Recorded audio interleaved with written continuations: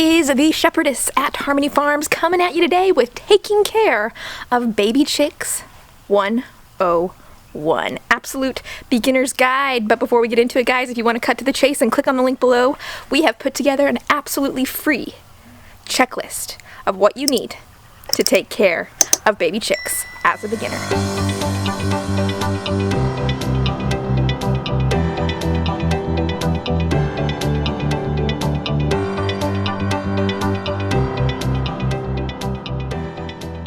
When you get your chicks in, explain the process of how it goes. You get them in. If you were trying to tell me, who doesn't know anything about chickens, how to take care of her first batch of chicks, what would you say?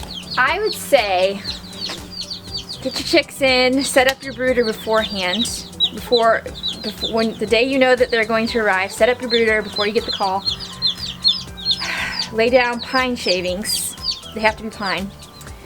Why can't I use cedar? Can't use cedar because it's toxic, and chicks are going to consume a certain amount of their bedding, just, you know, through curiosity, pecking at the ground and stuff. So cedar chips are poisonous or toxic, and you'll have problems with chicks dying. So pine shavings.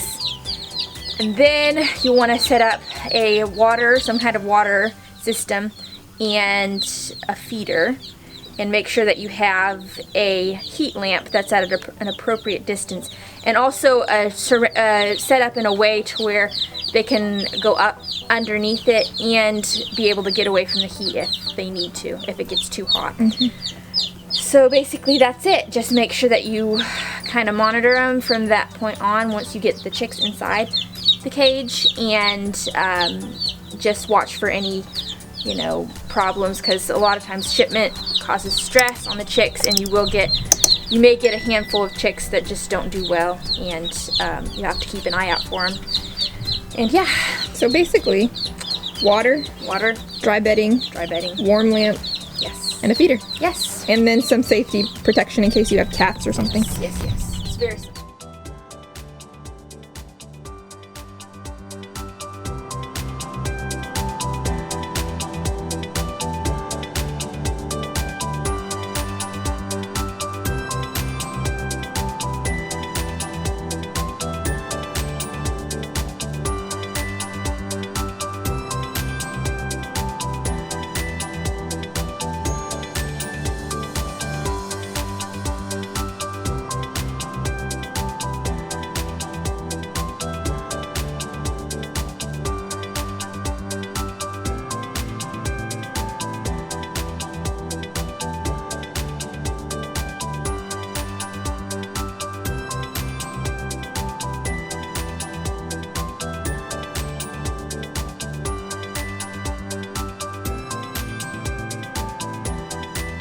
Okay.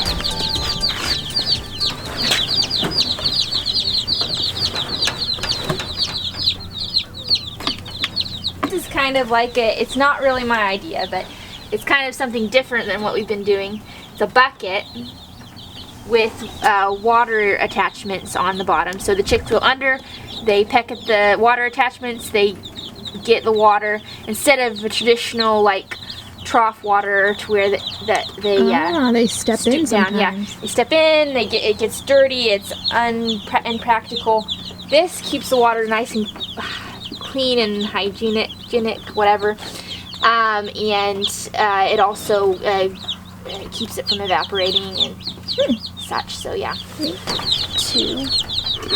oh, pretty neat. So essentially what it is, it's just these little attachments underneath them. They come and they peck at them, and they get just enough water, just as much water as they need, instead of having to, stoop down and get into the trough water, which you have to refill a billion times a day because it gets messy and evaporates and everything. So yes, I'm hoping this will be... Is this the first time you've used this particular system for chicks? Yes, for chicks. I have two or three of these up in the chicken coop I'm using for the older chicks. And you use those with, instead of this smaller bucket, you use just a 5-gallon bucket? Yes. And the same size poultry nipples? Yes. Alright, let me see. So they're kind of scalable as far as... And then let me see the inside here. Just how you did it. it's just water. Yes. Nice.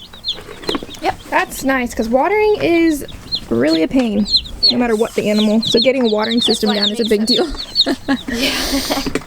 Makes up about 75% of your maintenance of the chick Yeah, that's brooder true. each day is refilling waters that are dirty or whatever.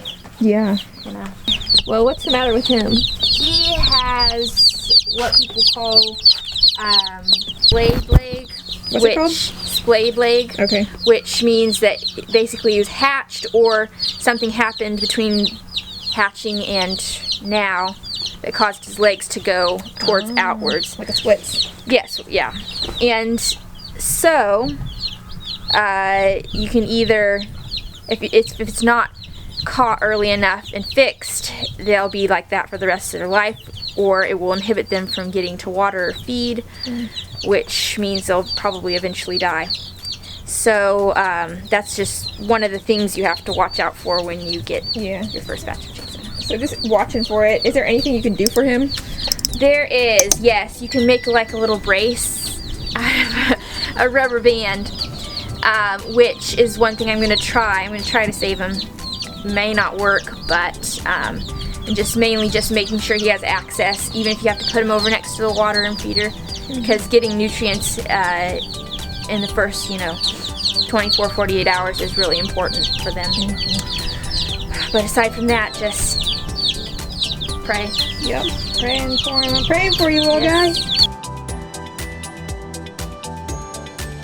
She just asked, do you want coffee? And I was like, yes. It's been a big morning. We had the chickens arrive. We have the sheep eating the cover crop, but also escaping all over the pasture they're not supposed to instead. And it is 1 o'clock, and I have not had my coffee. Seriously, 1 o'clock? Well, it's 12:45.